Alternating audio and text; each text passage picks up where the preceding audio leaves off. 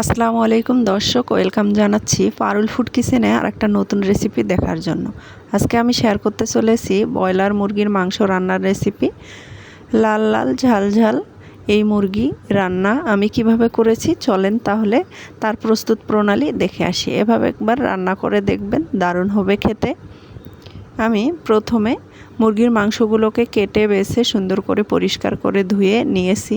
এখন এখানে আমি এক এক করে কিছু গুঁড়া মরিচ, লবণ, হলুদ অ্যাড করব। অল্প পরিমাণে অ্যাড করে নেব। এখানে আমি মাংসটার পরিমাণ মতো এখানে আমি দিয়ে নিলাম লবণ, হাফ চামচ হলুদের গুঁড়া এবং হাফ চামচের মতো লাল মরিচের গুঁড়া। একটু নেড়ে চেড়ে মেখে এটাকে রেস্টে রেখে দিব 5-10 মিনিটের মতো। তারপরে আমি অন্য প্রসেসে চলে যাব। এভাবে একটু রান্না করার আগে এই ব্রয়লার মুরগিটা যদি মেখে রেখে দেন তাহলে কিন্তু খেতে দারুণ লাগে। এখন আমি এখানে ফ্রাই প্যান বসিয়ে দিয়েছি। ফ্রাই প্যানে পরিমাণ মতো তেল দিয়ে নিলাম। দেওয়ার পর এখানে বেশ খানিকটা পেঁয়াজ কুচানো অ্যাড করে দিলাম। আমি এখানে কাঁচামরিচ ফালি করে রেখেছিলাম, সেটা অ্যাড করে দিলাম। আপনারা চাইলে কাঁচামরিচ স্কিপ করতে পারেন, তবে আমি এখানে কাঁচামরিচ অ্যাড করে নিলাম। 2টো তেজপাতা দিয়ে নিলাম। এখন সবগুলো ভালো করে একটু ভেজে নিচ্ছি, হালকা করে একটু ভেজে নিব। এটা হালকা করে ভেজে নেওয়ার পর এখানে আমি অ্যাড করে দিব 1 চামচ আদা বাটা এবং 1 চামচ রসুন বাটা। তো আদা, রসুন, পেঁয়াজ, মরিচ তেলের সঙ্গে সুন্দরভাবে মিক্সড করে একটু বেশ কিছুক্ষণ ভেজে নিব, যাতে আদা রসুনের কাঁচা গন্ধটা চলে যায়। এই পর্যায়ে এসে আপনারা একটু ভালো করে ভেজে নেওয়ার চেষ্টা করবেন। আমি সুন্দর করে একটু ভেজে নিলাম। নেওয়ার পর আমি এখানে একে একে গুঁড়া মশলা অ্যাড করে দিব।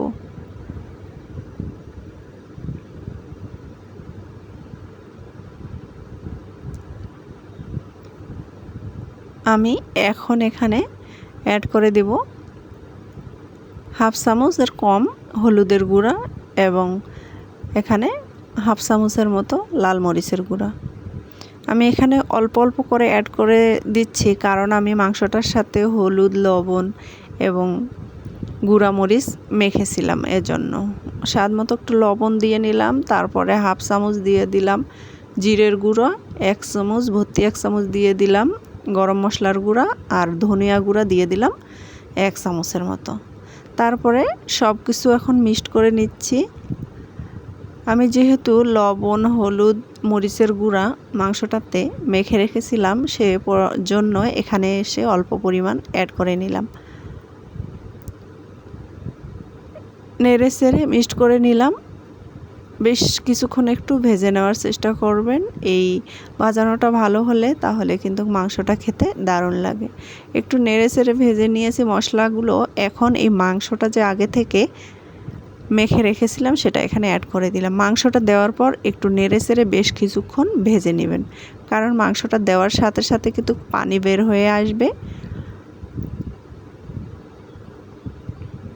মশলার সাথে সুন্দরভাবে মিক্সড করে নিচ্ছে। আপনারা আমার চ্যানেলে নতুন হয়ে থাকলে আমার চ্যানেলটিকে সাবস্ক্রাইব করে তার পাশে থাকা বেল বাটনটি অন করে রাখতে পারেন, যাতে আমি নতুন ভিডিও দেওয়ার সাথে সাথে আপনাদের কাছে পৌঁছে যায়।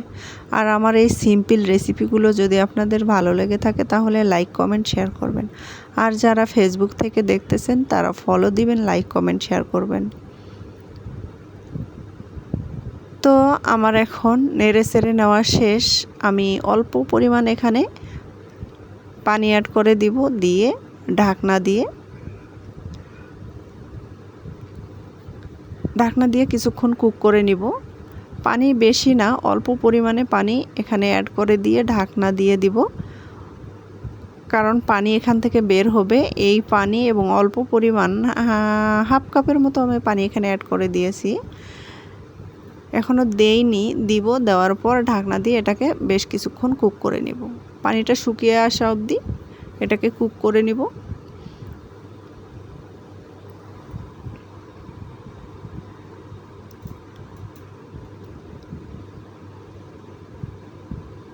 অল্প পরিমাণ পানি অ্যাড করে দিয়ে এখন ঢাকনা দিয়ে আমি এটাকে কুক করে নিচ্ছি।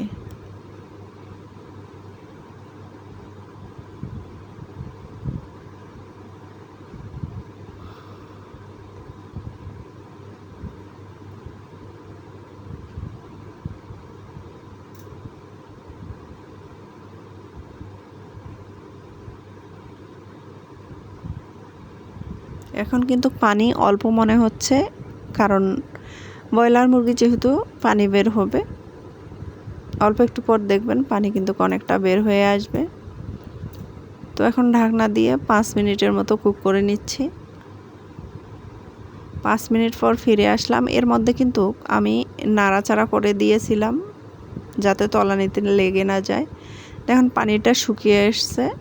এখন কিন্তু আমি নেড়ে চেড়ে নিচ্ছি। এই মাংসটা এ পর্যায়ে এসে পানিটা শুকিয়ে নেওয়ার পর একটু ভালো করে ভেজে নেবেন, তাহলে কিন্তু মাংসটা খেতে দারুণ লাগবে।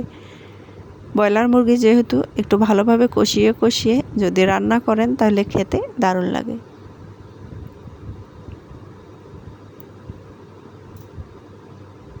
আমি এভাবে নেড়ে চেড়ে নিচ্ছি, অল্প করে পানি অ্যাড করতেছি, আবার একটু কষিয়ে কষিয়ে ওই পানিটা শুকিয়ে নিচ্ছি।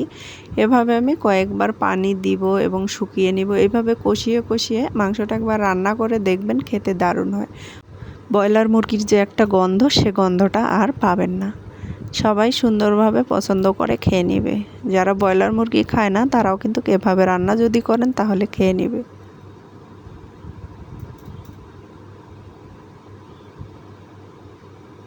অনেকবার একটু একটু করে পানি দিয়ে এভাবে কষিয়ে কষিয়ে আমি মাংসটাকে রান্না করে নিচ্ছি।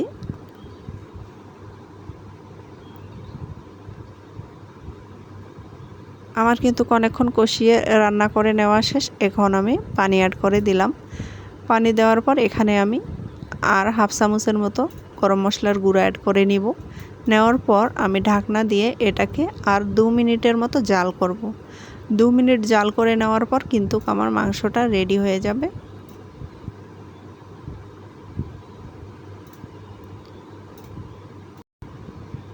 2 মিনিট পর দেখেন মাংসটা কিন্তু মাশাআল্লাহ আমার কুক হয়ে গেছে। দেখেন এখনই অনেকটা সুন্দর একটা কালার এসে গেছে।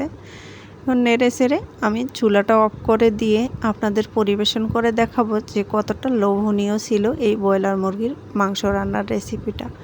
দেখেন কালারটা মাশাআল্লাহ সুন্দর হয়েছে, তাই না বন্ধুরা? আপনারা কমেন্টে জানাতে পারেন। আল্লাহ হাফেজ।